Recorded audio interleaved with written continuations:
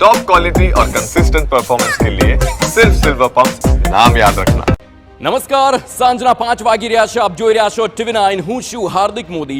સમાચારોની શરૂઆત કરીએ સૌથી પહેલા મેઘરાજાની શ્રીકાર શરૂઆતથી.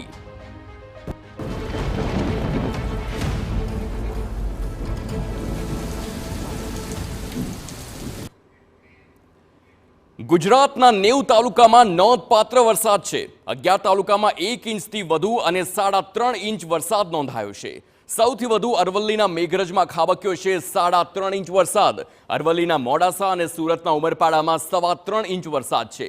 તો સાગબારામાં 2.25 ઇંચ, ક્વાટમાં પણ 1.25 ઇંચ વરસાદ છે. કવાંતમાં 1.25 ઇંચ વરસાદ નોંધાયો છે. આ વરસાદી આંકડા છે અને 90 તાલુકામાં વરસાદ નોંધાયો તેની હાલ માહિતી સામે આવી છે. ગુજરાતમાં 90 તાલુકામાં વરસાદ અને 11 તાલુકાઓમાં 1 ઇંચથી 3.5 ઇંચ વરસાદ નોંધાયો છે.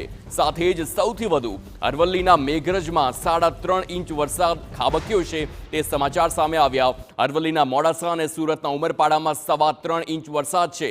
તો સાગબારામાં 2.25 ઇંચ છે અને કવાંતમાં 1.25 ઇંચ વરસાદ નોંધાયો છે. તો વરસાદી આંકડા જે પ્રમાણે સામે આવ્યા છે, રોજે રોજ અલગ અલગ આગાહી કરવામાં આવી છે, પરંતુ જે પ્રમાણે સત્તાવાર ચોમાસાની ગુજરાતમાં એન્ટ્રી થઈને ત્યારબાદ હવામાન વિભાગની આગાહી અને તે પ્રકારે વરસાદી વાતાવરણ આખા ગુજરાતમાં છવાયું છે.